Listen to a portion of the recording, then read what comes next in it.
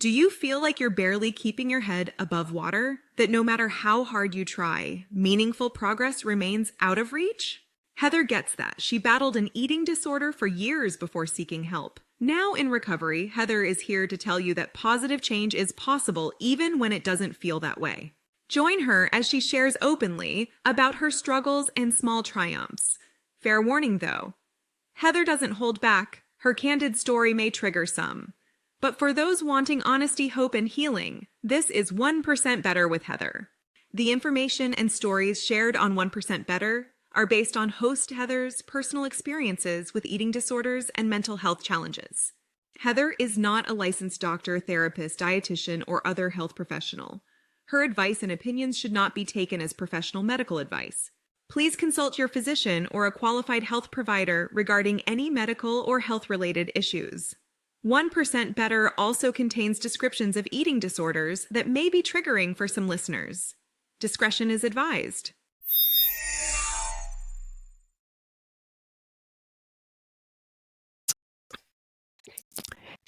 Hey there, my little gappers, and welcome to the 1% Better podcast. In the studio today, I have Emily with me. Hello, Emily. Hi, how are you? I'm doing well. And I'm very thankful that you are here. Thank you so much. We have another. Oh, no, I really do appreciate it. And we have another expert, a guide. I love it when experts come on and tell us how to fix our life. Fix me, damn it. Here. All right. So, my friend, introduce yourself. Yeah, for sure. So my name is Emily. I am a certified productivity life coach. A lot of people know what a productivity coach is. A lot of people know what a life coach is. Not a lot of people know what a productivity life coach is. And so I really just mesh the two. I strongly believe that you cannot have professional development without first working on your personal development. And I've lived that out in my own life as well. And so I really help a lot of women overcome mindset hurdles. So that way they can actually boost their productivity, but so they can also live the work from home lifestyle that they really dream of living. And so that's my focus. I have coaching programs, an online course, a blog, text messages that I send you for quick tips and tools, and the whole thing. So that is what I do. And how did you get into that line of work? Like, what brought you there? Yeah, I mean, honestly, a really windy road. I originally was wedding planning, actually, all throughout high school and college. And then I graduated from my university in 2020. So, right into the pandemic and lockdown when that all was starting. And so I decided to pivot and to just start freelancing out social media services. So that way I could start making money and actually support myself as a recent college graduate. And through that journey, I realized that a lot of my freelancing clients who were entrepreneurs did not have work-life balance, did not practice productivity the way I viewed it, the way I always practiced it in my own life, and were really struggling to understand their priorities, to have a vision for the future, to actually be effective and efficient, which is what I believe productivity really is. And so I just naturally started coaching my freelancing clients. And one of my clients was like, hey, you've helped me so much. Like, you should really start a coaching business doing this. And then the productivity flow was born, and I have been coaching ever since. So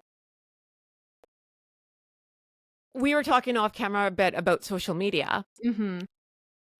And I have my thoughts about it.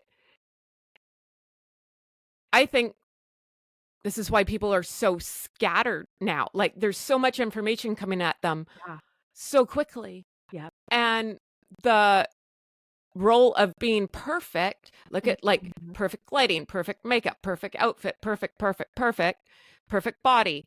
It's all a bunch of bullshit. None of that's true, but not everyone is cynical as me. So a lot of people think it is true. How do we look through the bullshit and not compare ourselves? Because even if you're not on social media as a mom, you can like your kid will be like, well, Tommy's mom made 12 cupcakes last night or made 3,000 cupcakes and you just went to the store and bought them, right? Like, No, Like, damn it, you got fed, didn't you?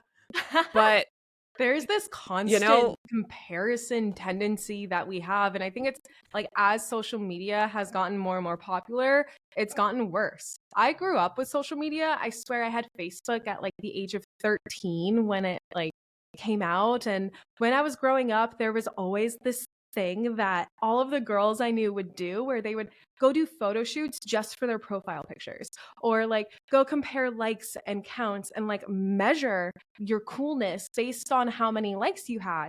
And so growing up with that was really toxic. And it really kind of made me feel like I had to constantly up one another and up each other so that way I could be on top.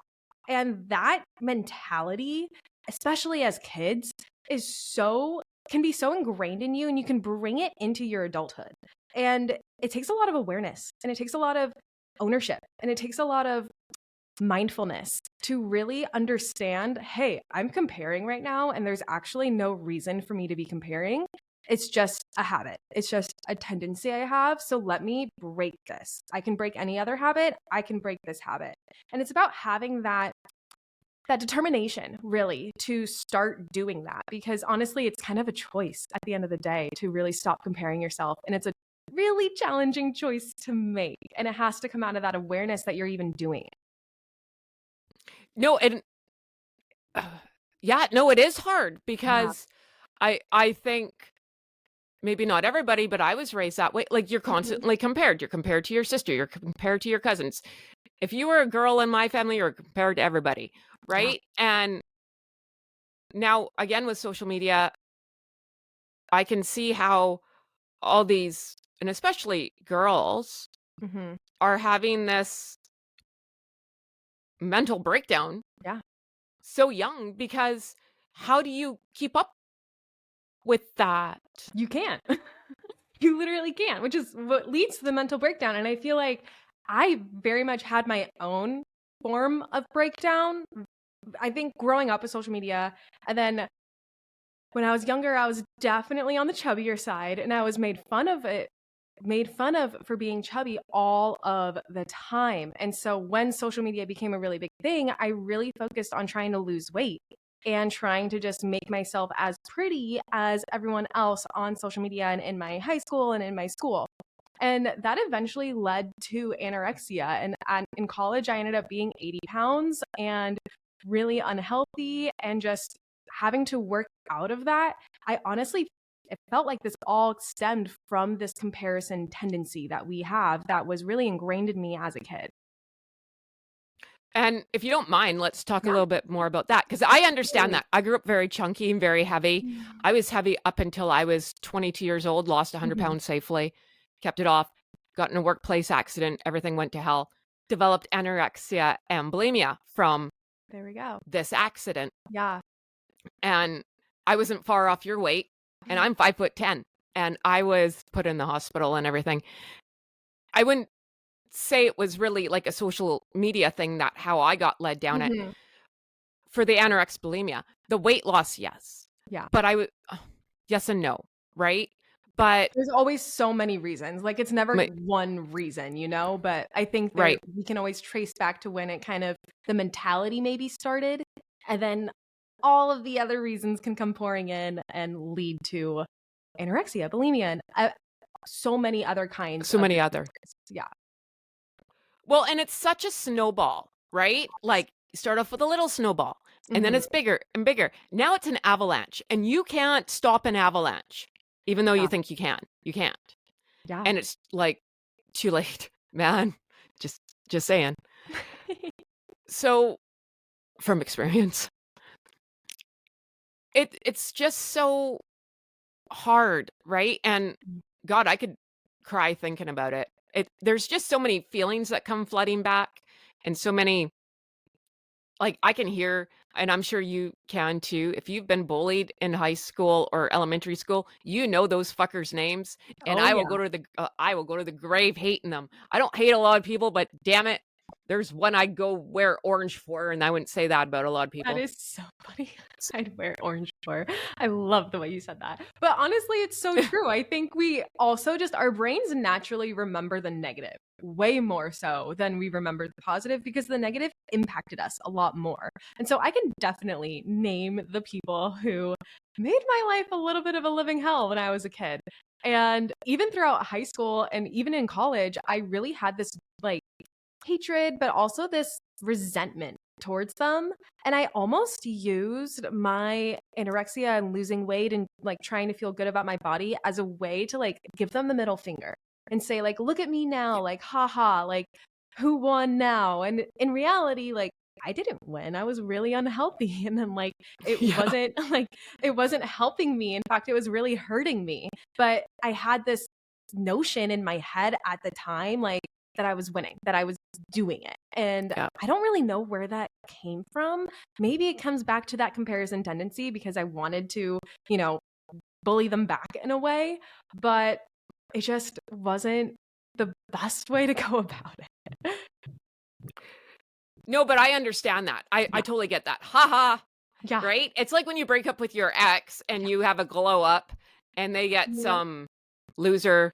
Exactly. Whoever they're dating now is a moron, right? And you're like, haha, look at me now. Yeah. But people who are your bullies or exes or whatever, they have no soul anyway. So they wouldn't even get the our way of thinking. They'd just be like, well, like it just wouldn't even like get to them, which sucks even more, right? Yeah. No, totally. And I think I also had this moment. I remember right after, I think it was late in college, one of the bullies that bullied me throughout high school, something happened in her family where it was really, really, really tragic. And I kind of had a moment of like, I almost want to say like, haha, but I actually feel so bad for you that I'm going to let everything go. And I don't need to hold on to this anymore because what you're going through now is honestly way worse. And like, there's no reason to hold on to this anymore. And so that was like a moment for me, honestly, one of the beginning moments where I felt like I started transitioning a little bit into a healthier mindset, because I was like, you know what? Like, why am I holding on to this? Like, why am I so concerned with their perception of me when their perception of themselves is obviously shit?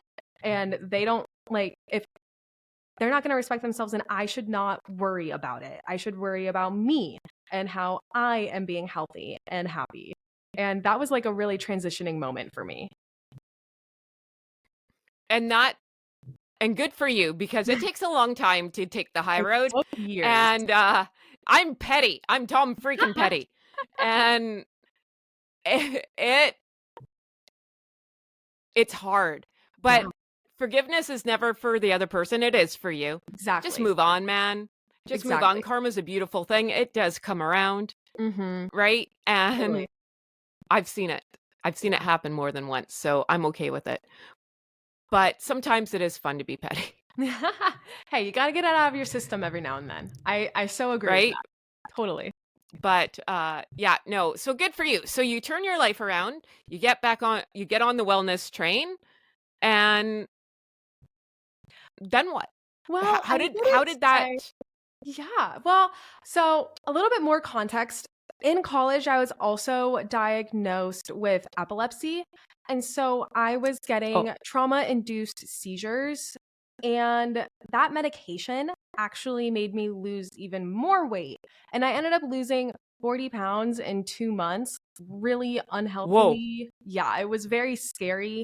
Almost went to the hospital, and just like that whole situation on the outside looked really bad. And all of my friends were really concerned for me. And my family was really, really concerned for me. But on the inside, I was kind of like, oh, I can wear a crop top and like not have any roll. Like, look at this. This is nice. Like, like I can like wear a swimsuit and not feel bad about myself. Like, like this is new. And I like this. And I kind of kept taking the medication for a little bit longer than I needed to because I wanted to stay that weight. And throughout this whole time, I was also in therapy. And my therapist was really working with me on like, why are you so obsessed with your weight and being so skinny? And I realized in therapy that it really stemmed from all of the bullying that happened when I was a kid. And so through those sessions and through having this conversation and through realizing that forgiveness is really for me, not for the people in my past, that was really the moment where I was like, okay, I have to start taking better care of myself. Sure, I may look great and feel like I look great, but I don't actually feel great. Like I'm hungry all the time. I get hangry and then I get angry at everyone around me and it's hurting my friendships. It's hurting my relationships. Like this is not worth it. And so realizing that had to come first before I could make any of the action steps that I took later on. And that I think really is where the awareness is. Sorry, let me rephrase. That point in my life is why I believe awareness is power and why I do what I do today, because helping people overcome different mindset hurdles can help you do anything that you really want in life. And I experienced that. And so that was really the starting point. And then it took a lot of just honestly dedication in the moments that I wanted to revert back to my old habits. So let's say I was hungry and I knew that I had to eat before I went to class or before I started work or whatever, and I didn't. Like that was a moment of me going, okay, this is a bad old habit, one that I want to change. How can I change it right now? What's my 1% improvement that I can make in this moment that I will feel good about? Maybe it's having an apple. Maybe it's just doing something small, but it's a change and it's a shift. And just building on those 1% improvements. It's why moving 1% forward is my motto, because that's, I feel like, how I got over my anorexia and how I was able to build a business and to start coaching and to start really helping other people. Yeah. And man, you're preaching to the choir here. I understand everything, right? And you think, I remember being in the hospital, right? I was 84 pounds For in the 5'10", 5'10". Yeah, that's crazy. No, I look like my kids called me the crypt keeper from like Tales of the Crypt. Oh, that was amazing. That was awesome. But with as I call them, slick, the eating disorder, I'm thinking I look amazing. Exactly. It's just like you. I could never wear a bikini before. I couldn't wear or I didn't feel comfortable. I'm great. I'm everything. Everyone's looking at me like horrified.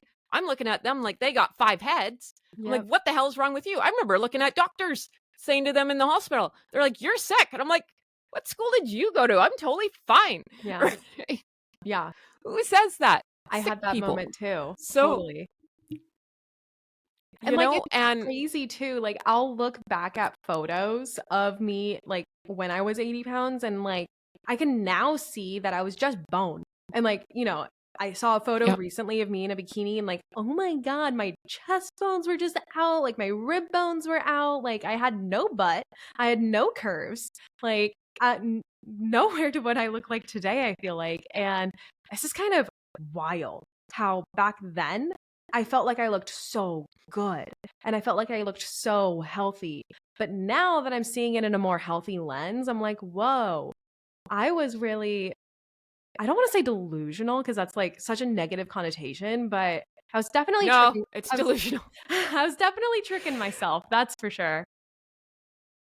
Well, when your brain isn't getting food, it's not seeing anything and everything's and I think, and this is what I've learned talking to experts about the anorexia and bulimia and eating disorders, that feeling you get into, it's your body shutting down. So you don't have feelings of anything else. It's only trying to do it's doing 1% to get you through. It's trying to keep your heart going. It's just right? Like that's its job today. That's it. You don't get to think, you don't get to do anything. Yeah. And you get in this euphoric feeling. Yes. Because you can't feel anything. Yes, I actually, and it's weird. Remember that. It was strange. And I remembered thinking that it was a good feeling. Like, oh, this is what being healthy must feel like. Like, this is what, like, all the fitness experts must feel like when they say, like, working out feels good. Like, this is like that. And I'm like, no, it's not that. Now I can see that it's not that because I've gotten myself healthy. And I feel like if I didn't do that transition, I would definitely still be in that frame of mind. Yeah, and it's so hard to rewire those neural pathways, right? Yes. And when you have this compulsion to move. And I actually talked to it was Recovery Mom. I have never been so sick in my life with a cold since starting recovery. When I was in my full depths of an eating disorder, never had a cold. Never. And I'm like, what is going on? Why am I going down like the Titanic? And before I went like a good couple years without getting a cold. And she's like, it's because your body's repaired now. It didn't have time to have a cold. Oh. So it's even stuff like that, a common cold. Your body's got other shit going on, man. I had no idea, honestly. I wonder, I'm trying to think, like, I don't remember being that sick, actually. Now that you mentioned that, I'm like, I don't remember getting any colds or anything during that rough period. So that's so interesting that you said that. And what you said earlier also, like, about when you're not eating and your brain just doesn't have the fuel to function, and then you start fueling yourself again, and slowly but surely, it's really wonderful actually feeling your body replenish and kind of feeling like, oh, today was a bit easier. And maybe that's because I actually gave my body the nutrition that it needed. And so it wasn't a battle to go through the motions today. Like, that felt good. I want to do that again.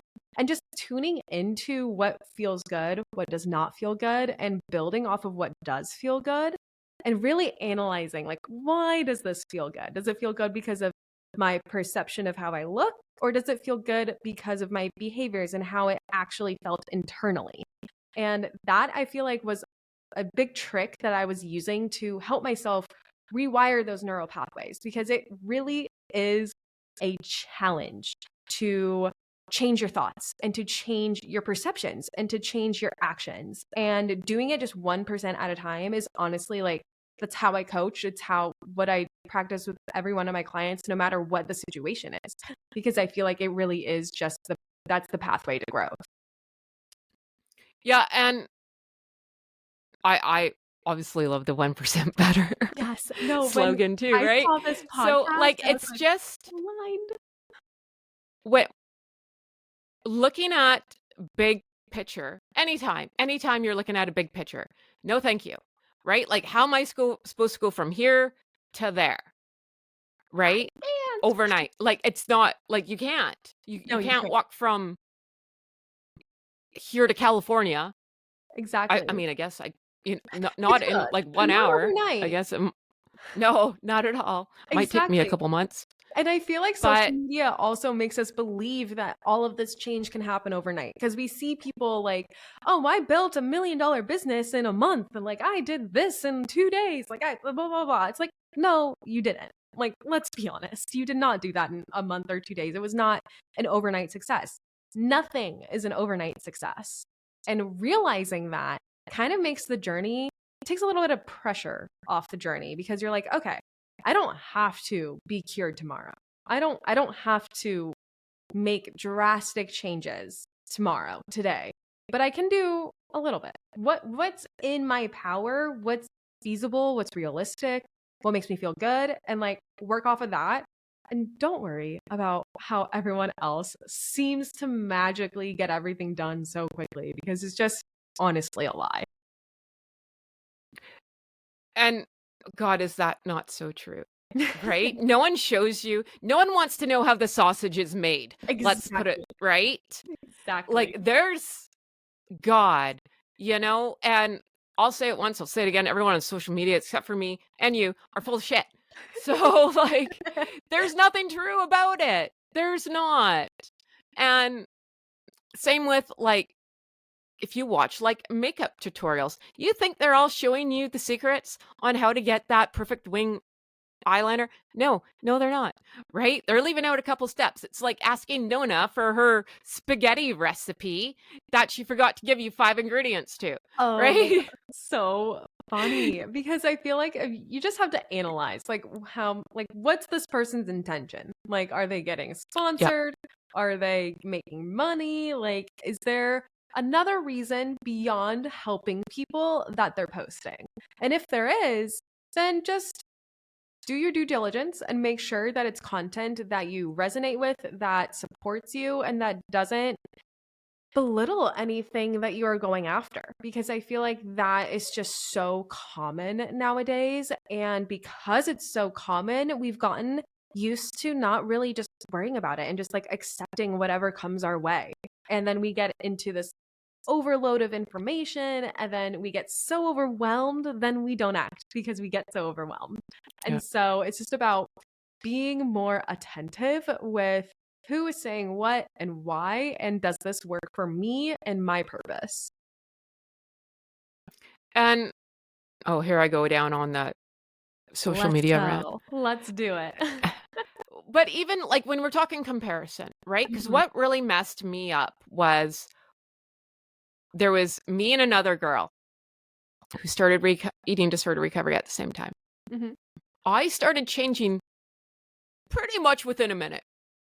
The minute I started nourishing my body and chose to eat again and, not die, it didn't take long, my friend. I was gaining and fast. Yeah. And yet she wasn't moving. But the one thing I always said I wouldn't do was what I eat in a day, because I didn't want anyone to compare me. I also knew me and know me, I should say, that when I started my social media account, I was going to be real raw honest. Right. And I didn't want to say I ate that and have to come back and say, didn't stick around. Right? Yeah. So if I just didn't show anything, then I didn't have, you know what I mean? Totally. And when there's stick thin girls showing, hey, I ate like all of the Greek restaurant, and you're still like this. How? What? No, I always get like, I definitely have been trying to not let those kind of people make me frustrated, because I feel like as soon as I eat, you can tell I've eaten. I easily gained weight just so quickly when I really started trying to. And now it's kind of like about maintaining a healthy weight and not going back to being chubby, but not going back to like the happy medium, happy middle. And when people can just be so incredibly tiny and then just do whatever they want and not work out and all that stuff, it makes me want to kind of scream and shake them and be like, give me your body. Why can't we do this together? Like, argh. But I've really been working on like, you know what? Good for them. That's great. So happy for them. I'm just as healthy. Like, and just stopping myself from even going there, because going there is when I then go downhill. And if I can prevent myself from just going there, then I won't go downhill. So it's about having that awareness in the beginning of those thought patterns and catching yourself before you get into that spiral, which is not easy and a challenge. And then when you continue practicing that, it does get a little bit easier each and every time. And sometimes you can be in the middle of a downward spiral, but then realize it and realize like, okay, I got into this spiral because I was thinking this, and because I was comparing myself to this, or because I was angry that this girl had a Big Mac and she is still 90 pounds, and or whatever the reason may be. And then you can trace it and you can be like, okay, that self-limiting belief is not helping me. It's not serving me. So let me reframe. Let me look at the situation in a different light, in a different way that does empower me. So that way I don't go down this downward spiral anymore. So that way I can actually go up. And that's a process. It's not an overnight process. It takes a long time, but it feels really great when you're able to catch yourself. And isn't that true, right? Like, yes, I get really like heated and stuff, but at the end of the day, I don't know if it's just because I'm older now or whatever. I could give a shit less what people think of me Oh, or fair. whatever. I know who I am. respect I that. know my moral value, God. and I know I'm a good person somewhere deep down in there. But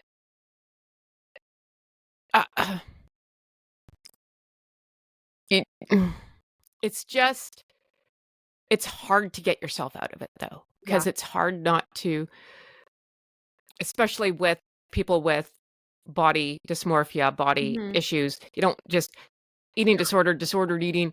It's all wrapped into one, man. Yeah.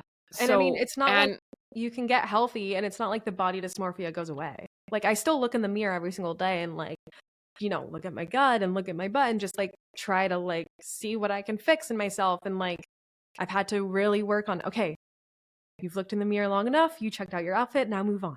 Like now move on. Yeah. And so it's just like, it never really does go away. It's just about not letting it get to you anymore. And yeah, like you said, it's not overnight. It's a long process and it's hard. It's very hard to start that process, which is why support is so key, which is why I think my therapist and just having my friends and family there to help me, guide me, support me, especially my boyfriend. He's really incredible. He'll help me like make meals. We've made meal plans together and like just the way that he's helped me and made me feel okay about it and not ashamed of it has been truly life-changing. Yeah, there's something about, I will say that was very freeing when I came out and said, yeah, I have anorexia and bulimia, and everyone else was like not shocked at all. So, but there's something about owning your truth, right? Yeah, no, I have this disease. This is what it is, right? And I nothing good comes from secrets, man. Secrets kill. Yeah. And I don't care. I'm an open book, clearly, because I just talk about all my crap on here. So there is the freeing part of it. I so agree. I'm so happy for you that you have such great support and with your husband. I also want to touch on something that you said, because I think this is very important. One, when we eat, yes, we do bloat. Everyone bloats. And when you have an eating disorder, you forget that because you're not eating. So bodies change on a daily basis. Yes. So that's a thing. Oh, yeah. And like accepting that and realizing like, this is not special. Like I'm not unique in that sense. Like my body is the same human body as everyone else. And, you know, if I eat pizza and cheese as a lactose intolerant person, like, of course I'm going to bloat. Let's just. Why do we all do that? Because I'm like, give me all the cheese. I know, right? Then, oh my God. Stupid. That's when I get annoyed that I'm bloated. And it's like, okay, well, hold on, Emily. Let's take a step back here and maybe analyze why we ate the 3 slices of pizza in the first place. Like, what was that about? Like, maybe we could have just done 1 slice plus some veggies on the side or something. Like, are there adaptations that we could have made? And like, I feel like that has helped me a lot and very much in the same way of like when you take ownership, like saying I have anorexia, like, okay, you've owned it and now there's a solution and now there's a path forward. And honestly, the same kind of thing can happen when you say, okay, I ate 3 slices of pizza, like, and I don't feel good. Okay, well now I can break it down and there's a solution and there's a path forward. And so having that awareness and just declaring it and not being ashamed of it is actually like the Kickstarter to moving forward. And that's why it's so scary, because it's so uncertain. We don't know what moving forward looks like. And so we don't often want to take that ownership, because then it means a lot of change is coming, and change is scary. And a lot of the time though, change is really empowering too. So just remembering that in these moments is so key. Change sucks.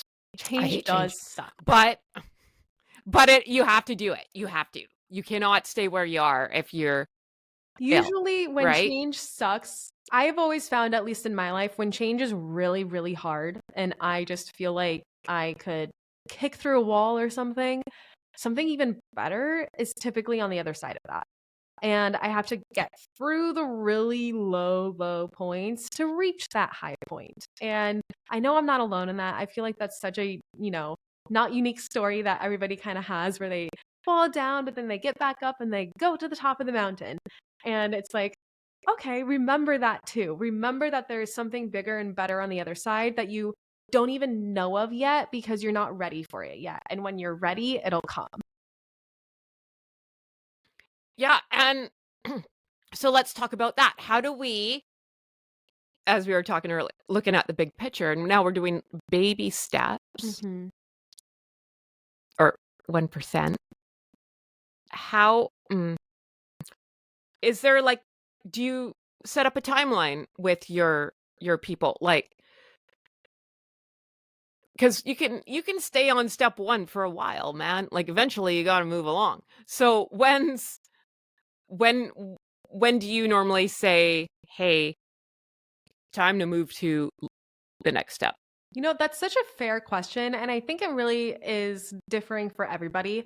And depending on like what people want to move forward in, sometimes you have such an ingrained self-limiting belief that really takes a lot of work to not believe anymore. So that way you can actually believe that you can move forward. So sometimes it is the longest step because it's the most impactful step. And then I feel like when you know you're ready to, okay, the next step is coming, like the next movement needs to be made, I feel like that point is always like, I feel better about what we just moved forward in. I feel better about this self-limiting belief. I'm not 100% there yet, but I feel better. Okay, then build on that. Build on feeling better. You don't have to always have a timeline because at the end of the day, you should be growing every single day. That'll never stop. And so the timeline kind of is just the rest of your life. But let's say you have a goal and you know that you want to, let's say, gain 20 pounds in 6 months or something like that. Then you can break it down. I would honestly recommend breaking it down by 12 weeks. I love quarterly goals. I think that's the best way to go about anything because it's a little bit into the future, but you can still feel it. It's not too far off. You can break it down into 12 weeks and do one action step a week, which is 12 steps. That's a lot. And it doesn't feel so overwhelming because at the end of the day, you're not trying to do like a big yearly goal. You're just trying to do something smaller. And so making your bigger goals smaller is so key. And then even making your smaller goals even smaller with action steps, that's really the process that I go through with all my clients. So the timeline always differs, but that 12-week process is my standard. I love that. Make your small goals even smaller because when it doesn't matter what you accomplish, I don't care if you cleaned your kitchen. You feel, look, I did something. Exactly. Right? But if you're thinking, oh, I got to go mow the lawn and clean the kitchen and vacuum and everything else, right? Like, too much. But you make your small goals even a little bit smaller and we feel so good. We feel so good when we accomplish something. Yes. I love that. I'll give you an example, just one that I'm personally doing for myself right now. I honestly recently pulled my lat on the side of my body and ow. I know. It's been very painful. I'm not going to lie. It hurts to cough, sneeze, laugh, all the things. And sleep has been kind of a nightmare. I have not been sleeping through the night. I've been waking up a bunch. And now that I'm on the tail end of this injury and I can start sleeping through the night, at least almost sleeping through the night now, I want to start like waking up and doing yoga and doing my workout routine that I was doing before I injured myself. And so instead of going back to the routine that I had before, because that's my goal at the end of the day, I'm going to slowly 5-minute increments wake up at that time. So right now I'm waking up at like 6:30. My goal is to wake up at 5:45. So tomorrow I will set an alarm for 6:25. And then for the next week, I will continue setting that alarm for 6:25 until 6:25 doesn't feel like such a battle. And then I'll make it 6:20. And then I'll do a week of that. And then I'll make it 6:15. And then I'll just keep going until it feels more manageable and until I get to my 5:45 mark. And so just breaking it down like that and not making it feel so stressful is honestly the way that most of my clients have been hitting their goals, because they don't feel so overwhelmed. And they're saying like, oh, well, if I could do this for every goal, then I would hit all of my goals. And it's like, yeah, you can. You just need to break it down a little bit more. Well, let me know how 5:45 works out for you there, my friend. I'm an early bird. I love working out in the morning. No, it's my thing. So I'm craving it. I can't wait to do it again. I'm good at 5:45 when it's sunny here, which is never. So in the summer is fine. In the winter, Matt, no, it's tough. It's just so dark. I know, exactly. But you live in California, so you can handle it. I do have an alarm clock light though. That's like a sunlight. So even when it is dark in the morning, I'm still like at least waking up to the sunlight. It might be fake sunlight, but it's sunlight. No way. Yeah, I'll send you a link to it. I think I need that. Yeah, because I always say this too, like, I think I would be a really nice person if I lived in California or Arizona or somewhere with sun all the time. Like, I would be Mary fucking Poppins. And the vitamin D is such a big deal. Like, so getting out and I can see how that whoever invented that alarm clock's a freaking genius. Mm-hmm. I can see how that like could start your day because you're already feeling good. Exactly. Right? Exactly. And it's hard to feel good when you're sitting in shit. Yeah, totally. And so just like having these smaller things around you in place that'll nudge you to do the thing that you want to do is honestly life-changing, because I don't think I enjoyed getting up and working out before work until I got that alarm clock. Because then I was like, oh, this isn't so bad. It's not as dark as I thought it was. Like, look at this. I can do this. And it helped me, and it helped me reach my goal. And so it's never a bad idea to like see like what tools, apps, whatever the case may be is out there that can support you. Because at the end of the day, you can't do everything alone. You cannot, whether it's like waking up to work out or overcoming anorexia or starting a business, whatever the case may be, you can never do it alone. And that's okay. You're not supposed to be doing it alone. So using the things around you to help you and to nudge you is so key. And I love this. I love community. Yeah. I love guides. I love experts. I love anyone who wants to help anyone else and help them through. Like, that's like my perfect world. I know it's not like that for everybody. People like stepping on each other. I don't like that stuff, right? That's not who I am. I do my best to encourage everyone and support everyone. And if you're doing good, if we're friends and you're doing good, then I'm doing good. Yeah. I'm happy for, like, it makes way more sense in my head, but hey, that's me. So can you explain to me, because I was watching some of your videos, what does eating the frog mean? Oh, I love this question because it's such a weird term. Eat the frog. Like, what the hell is that? So eating the frog is actually one of my favorite productivity hacks that I truly practice every single day. And all it means is that you do your toughest task first. Whatever you are dreading, whatever you're procrastinating, whatever you just don't want to do, get it done first thing. So that way it's off your plate and you're no longer worrying about it. It no longer is causing dread, procrastination, all those negative emotions that we can get. And so that way, the rest of the day feels 10 times easier because you got the really tough thing done. Nothing's going to be as challenging as that one thing. So then it's kind of like a breeze. And so I love practicing that. And I always try to have my clients practice that as well. And I've noticed that it's really the one trick that has consistently boosted everybody's productivity, no matter what situation they're in. I love that. Yeah. It's like such a great tool, and you can really apply it to anything. Like, I'll use it on the weekends often, and I don't love cleaning. I just don't. But I will wake up Saturday morning or Sunday morning, and if I have to clean something, I will just do it then and there. first thing. So that way it's just off my plate. And so I can enjoy the rest of the weekend and I don't have to worry about going to go clean the bathroom or whatever it may be. So you can really apply it to any case. And something that I actually applied it to that I think was really, really helpful in overcoming anorexia was meal planning. I hated the concept. I didn't enjoy the idea. I don't know why. It just really, maybe it's because I was anorexic and just not wanting to deal with food, but that probably had a lot to do with it.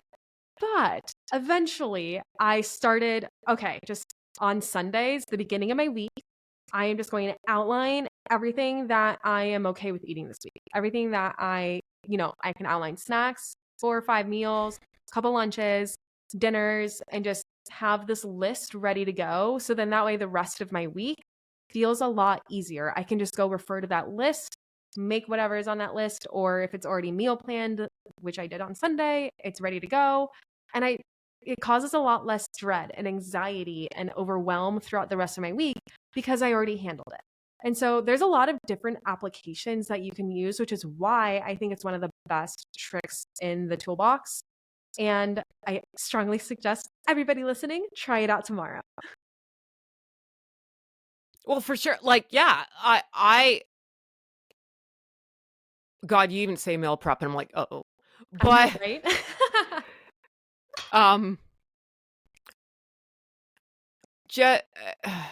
Yeah. But it has to be done. And did you go to the grocery store yourself and get all this stuff, or did you have someone go with you? Because I always talk about my grocery store incidents, crying, panic attacks, all the lovely fun stuff. God. I hate the grocery store, and I've always hated it. I feel like I actually liked it when I was younger, but then in college, I hated going. Post-college, I hated going. And I moved in with my boyfriend about a year ago now. And one of the things that he is such a saint about is going to the grocery store for us. So he'll go, I'll actually make the list. He'll go and do it. And then he'll come back and then I'll unload and do the whole thing. So we've worked it out so that way I don't have to do the part that I hate doing. And he doesn't mind it, which is great for me, honestly. But before this, I honestly, like when I lived by myself, I would not go to the grocery store. And that was something that like made me cry and have panic attacks and freak out all of the time.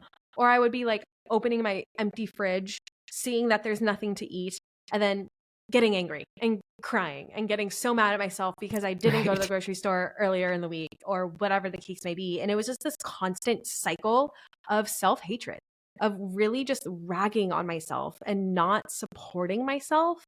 And moving in with my boyfriend made me realize like going to the grocery store and doing groceries and meal prep, it's not about me, really.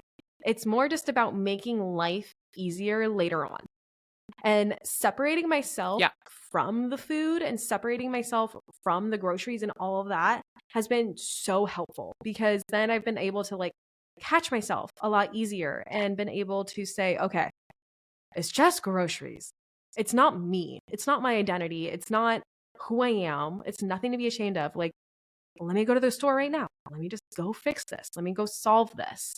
And so having that separation has been able to like empower me and give me the room to make these changes. But I agree, grocery stores have been the devil to me, honestly. Yeah. Oh, there's a lot of videos about me in the grocery store. Poor grocery store people.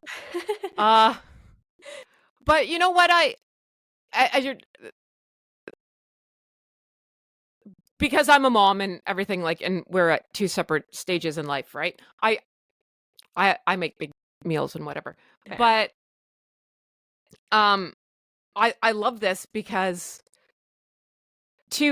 it is hard, like coming out of eating disorders. If you just grab your meal, it's done. It's done. You don't have to think about it. Yes, it's going to be a lot right at the moment, but if you have someone with you, turn on some music, whatever, talk to yourself, do what you got to do, get it done, put it in the fridge. You know what's great? And they should sponsor me for this because they're not a sponsor. HelloFresh. I don't know what it's called in the States, but you know those like meal kits that come? You know, I've never actually tried one, but HelloFresh is in the States. There's a bunch. There's so many. Have you tried it? I want to hear your experiences. Do you think it's great? No, I haven't because I just haven't done it. Yeah, same. I just haven't.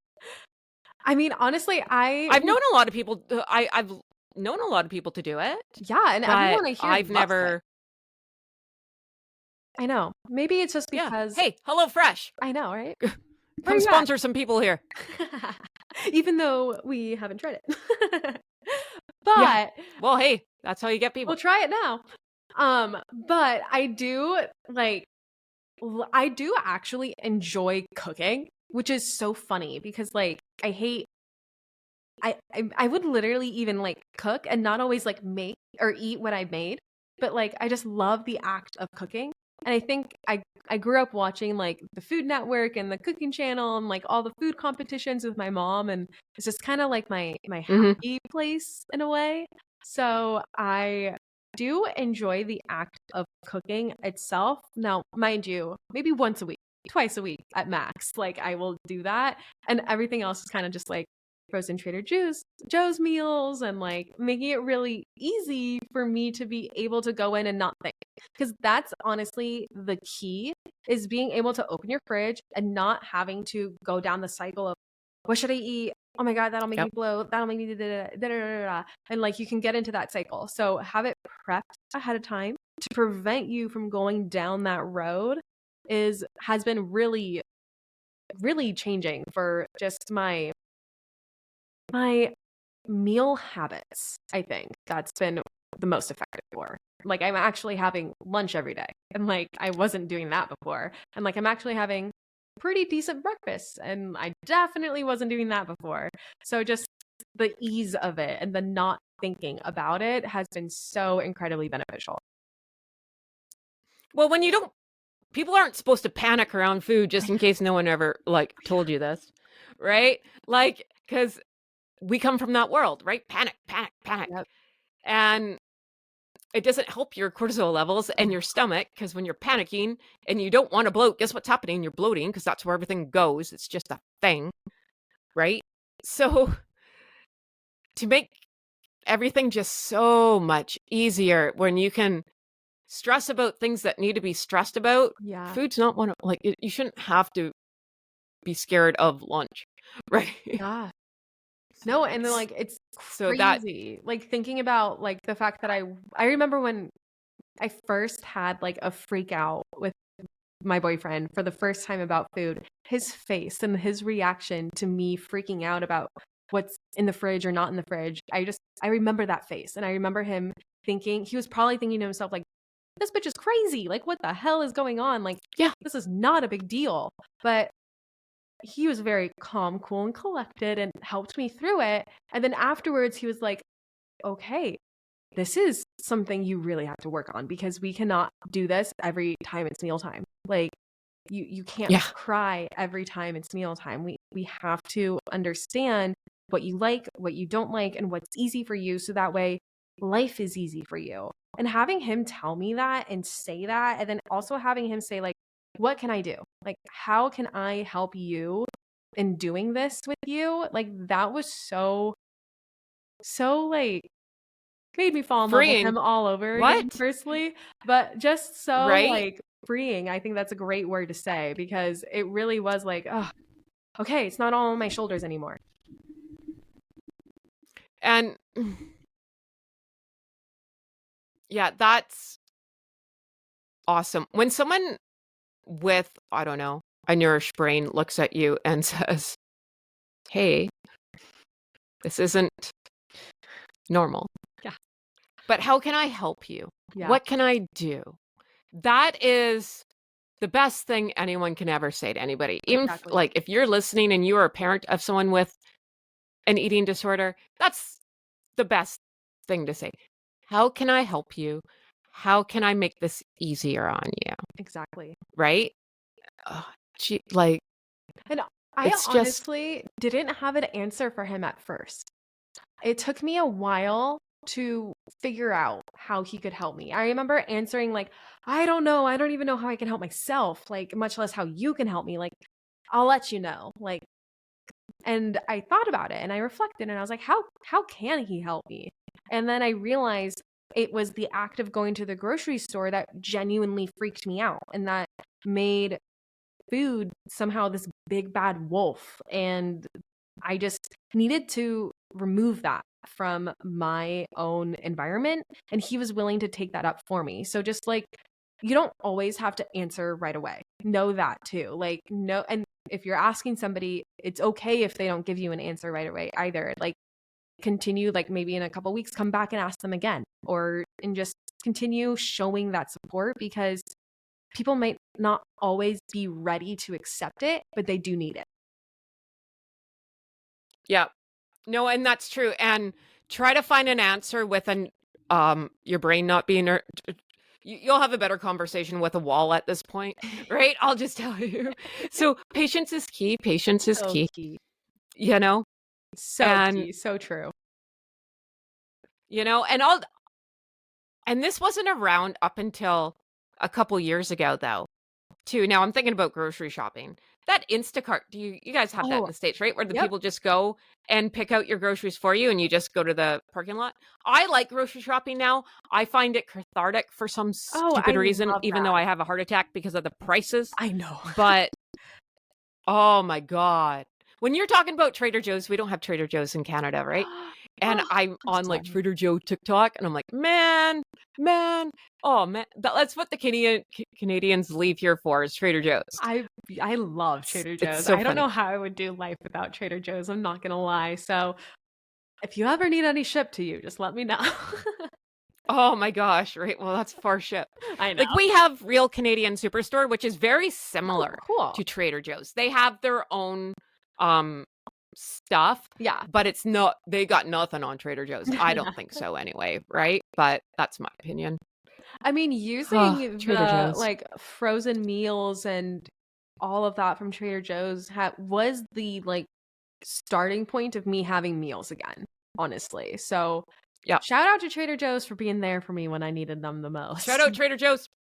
Love them. Yeah, because and then that's even more. If you don't want to go to the grocery store and you can't do it right now, if you're me having a panic attack crying in the grocery store, then food's food, man. If it's pre-made, take it and take it from Trader Joe's.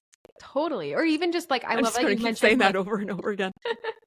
I also love that you just mentioned like Instacart too, and just like Amazon delivery will like deliver groceries now as well. So there are a lot more options out there. Granted, a lot of these options cost some more money, so you always have to take that into account as well.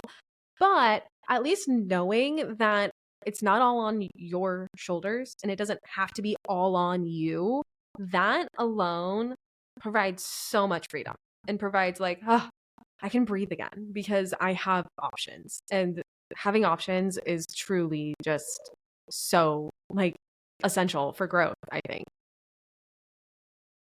Well, and that's exactly where the 1% would come in, right? Because if I had a brain in my head, I would have thought of this to do like get other people to pick the groceries for me. But yeah, maybe you can't do it all the time, but say you do it for a month and then eventually you can go in there. And because you're taking the scary parts, the food and the overwhelming of the grocery store and all the thoughts and feelings. So eventually like you'll get there. Yes. Right? I love that. I love this 1% thing, man. I mean, it really is how I live my life. I recently, I would say within the last like 3 weeks, started also asking myself, okay, what is my 1% today?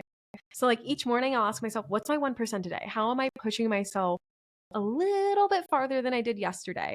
And for me today, that was getting up a little bit earlier, even though my lat was hurting and I did not want to go do yoga and it was dark outside and I did not feel like it. My bed was so warm and cozy. My dog was cuddling with me. I did not want to get up. But I asked myself, no, this is my 1% today. Like I can do this. And I did it. And so having that question in the back of my mind has been really helpful in just pushing myself and getting myself excited also about doing the 1% improvements. That's everything. My 1% is, no, I can't say it. Don't She's murder been anyone today. clawing at my legs like for the last 5 Oh, minutes. hello, puppy. Little baby. So I guess that would tie into my next question would be, how do we find our motivation? But if we're getting on this 1%, it's very easy to get that motivation train, start chugging along. Totally. I think building on momentum is such a key component to motivation. But how do you even get started? Right? Like sometimes we don't even have the motivation to do that 1%, to get that momentum building. So what do you do in those moments?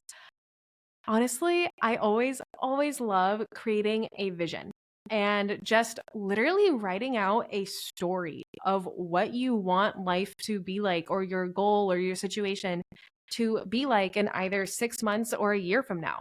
How would your life look different if you actually did the thing that you want to do? What would happen? What benefits do you get? And list it out, write a story. Make it in present tense like it's actually happening right now. And then close your eyes, visualize it, and actually see it in detail. See it happening and coming to life in your head. And that's so key because it's kind of like a dress rehearsal for our brain in a way. And so it makes it a little bit less uncertain, and it kind of provides a roadmap for how we're going to achieve that goal and achieve that vision. So having a vision and starting any goal off with a vision, I find to be the boost that we always need for our motivation. And when you write something down, Yeah, it's a little bit more real. totally. Absolutely. It's like writing in a diary. It's exactly what happened today. If you're writing in your diary, you're writing what happened today. Yeah. So it's actually happened. If you write it down, it's happened. And the vision is literally the same exact concept. Like just write it down as if it's already happening or happened, and then review it. Keep that vision fresh in your mind every single day, whether it's reading over your story, whether it's closing your eyes and visualizing it every day, however you want to do it, just make sure that it's at the forefront of your mind, because that's what gets you excited about actually making those 1% improvements, because you have something that you're working towards and you know what that is. There's no more uncertainty there. There's actually just pure, like, your goal is waiting for you. Your alignment is waiting for you. And that to me is what I always kind of need to find my motivation again. And yes, it is hard. Like, shout out to everyone fighting a battle I know nothing about. It is hard. Like, there's days where it's just like thinking of having a shower is swimming the English Channel, right? Like, it's hard. Totally. But that's where I always say, like, I give myself for a high five if I had a shower, and I don't I love that. in any way, shape, or form want to, right? Because hey, there's nothing too small to celebrate. Life happens. Exactly. I mean, being proud of yourself when you do make these 1%, and when you do something that you were dreading or procrastinating, being proud of yourself, man, is just, it feels damn good, and it feels really good to follow through. And it feels really good to say, like, I wanted to do that and I did it. And look at me now. And like that just right there can be motivation enough, honestly, sometimes, depending on what your situation is. I say it all the time, be your own cheerleader, which sucks because it's hard. It's hard being on a team for one. Yeah. But you are the team captain. You are the MVP. You are the VIP. You're it, man. And high five, Exactly. and no, I love that. It's so key. I always, at the end of every day, I always write down what my wins were, just to like be proud of myself and to acknowledge like the growth that I did today. And sometimes like a win might be like, I didn't cry. Like, I actually ate lunch. Like, it doesn't have to be something like I got a new client or I booked a speaking gig. Like, it doesn't have to be something crazy. Right. Actually, the more empowering ones are the ones that are the habits that you want to do, but just haven't really been doing. And when you actually do it, acknowledge it. Say, hell yeah, I did that. And that feels really good that I did that. And I'm going to do it again tomorrow. And writing that down, and just whether it's like, I always write down like daily wins, happy face, heart, like whatever, and just like list it out. And, in my bullet journal, make it fun and pretty and however works for me, because that's what brings a smile to my face.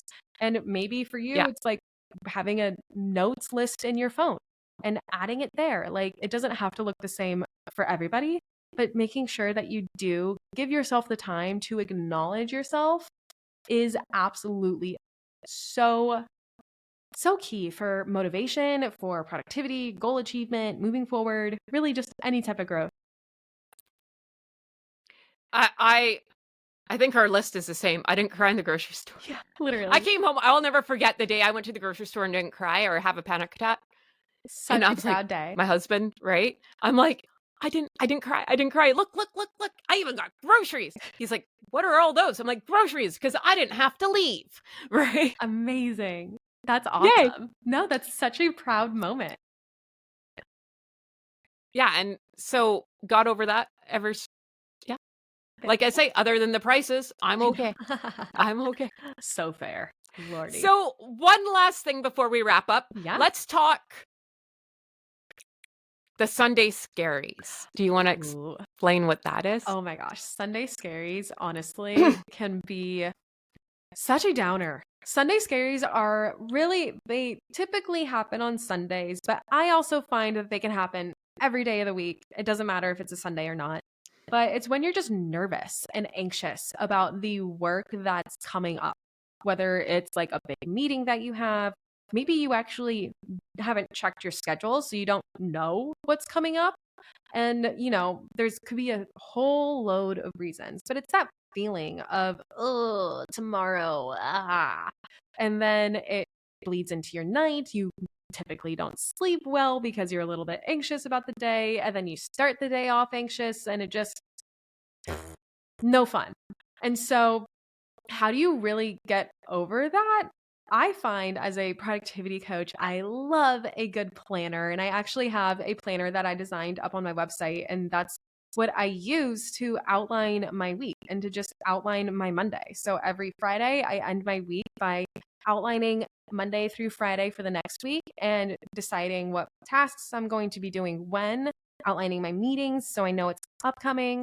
And then I also specifically in detail outline Monday. So then that way, as soon as Monday morning hits, I already know. I'm not worried about what's coming up.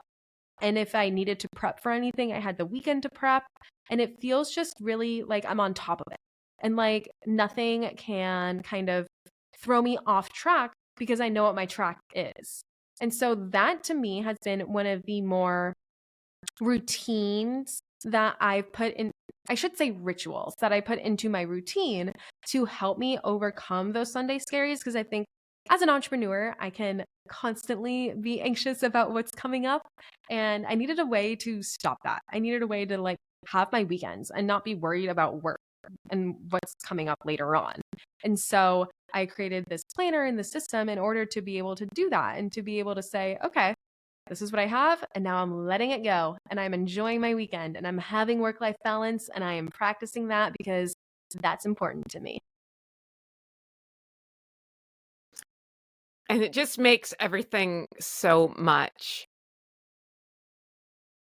right? Yeah. It's so easy. If you're a high-strung person like me, work yourself up, and yeah, like Sunday, I don't know what is Sunday. Sundays are just never works out well for me. And you're not alone in that for sure. It's so, yeah, it can get overwhelming. Yeah. Very, very, very quickly. Yeah. Sorry. Because it's like the first day. It's kind of like the reset day for a lot of people, right? And there's almost this pressure to reset. And this pressure to be like, okay, I have to get ready for the upcoming week. I have to be on top of my game. And like, I strongly believe Sundays should be a day for relaxation and doing the things that help you, that support your week, you know? So whether that is outlining your week, whether it's meal planning or, you know, spending time with family or taking a nap or whatever the case may be, it's about setting yourself up for success, really, at the end of the day, which is why I find that planning my Monday ahead of time can help me do that because I'm not stressed about what's coming up.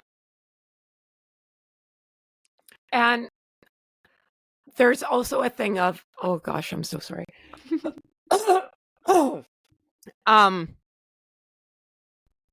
If you know you're going to walk into your job on Monday and it's going to suck, and it sucked for the last 5 years you've been doing this, why stress about it? You already know it's going to suck. You might as well have a good Sunday. I mean, honestly, right? That's true too. Totally. It's like, don't give your power away to things that are not in your control, you know, and take your power back. Own your Sundays. Enjoy them. Make them about recouping and building yourself up again and enjoying. Like, if you don't enjoy your job and you don't enjoy Monday through Friday, then you better do something you enjoy on Sunday and Saturday. So that way the week feels a little bit more manageable and you have something to look forward to or remember and enjoy. Yeah, because I always bring my poor dysfunctional family into everything because we put the fun in dysfunctional. I've now just learned why am I expecting a different outcome? These are my people. They are all crazy like me. Why am I thinking we're going to be sane? It's not going to happen. Right? A giraffe is never going to be a lion. Yeah. It's just the way it is. Right? Totally. So that's so there's funny. something about just surrendering.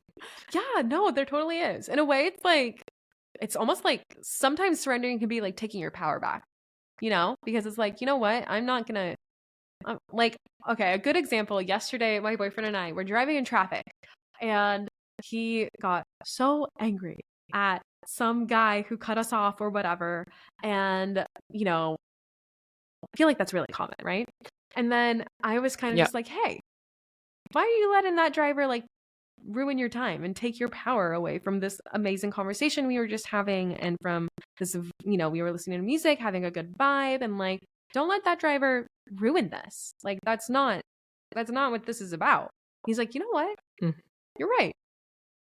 Okay, I'm not gonna allow that to ruin my time with you because at the end of the day, I can't control what he's doing. If he's gonna be an asshole and cut me off, he's gonna be an asshole and cut me off. Like, end of discussion. Like, nothing I can change there. I'm like, exactly. So as you were saying, let's continue what we were doing before and like have a lovely conversation.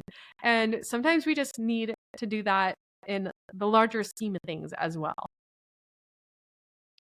And that someone once said to me, Heather, do you want to be right or do you want to be happy? Oh, yeah. The answer always is, well, I want to be right. That's not the right answer. No, I want to be happy. Being right lasts for 1 microsecond. Being happy lasts for a lifetime. Exactly. I couldn't agree more. And sometimes, I have to admit, sometimes feeling right can make me happy, but that doesn't last. Yeah. Yeah. And you're going to piss off some other people. We know we're right, but we're going to choose that. Hey, as long as you know it, like, I think there's also a little bit of ownership of being like, hey, I know I'm right. You can say whatever and think whatever you want. Like, I'm confident in myself and I'm good to go. Yeah. And just like in traffic, there's always going to be some asshole that's going to cut you off. No one knows how to drive. Doesn't matter what country you live in, right? There's always one, you know. Always. And if you have like the magnetic, like I do, they just find you.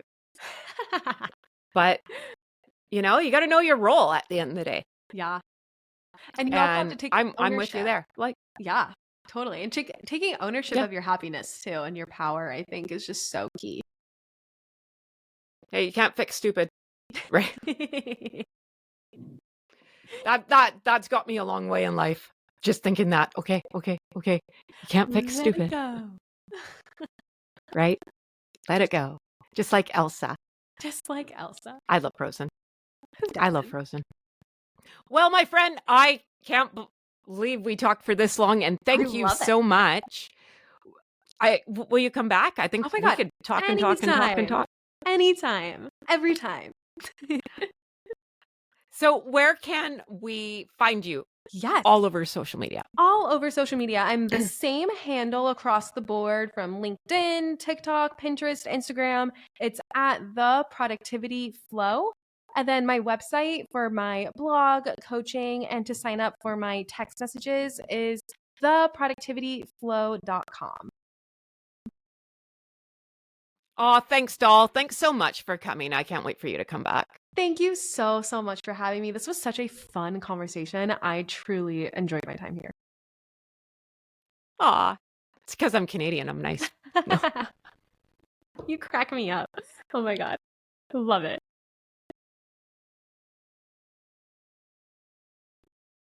That's all for this episode of 1% Better. To continue the conversation, head over to our website at www.1percentbetter.ca, where you can access more stories and resources. We'd also love it if you subscribed and left us a review on your favorite podcast platform. And remember, friends, progress takes patience, perspective, and sometimes a little help from people who get it. So be kind to yourself and others as we work to get 1% better every day. We'll see you back here next week.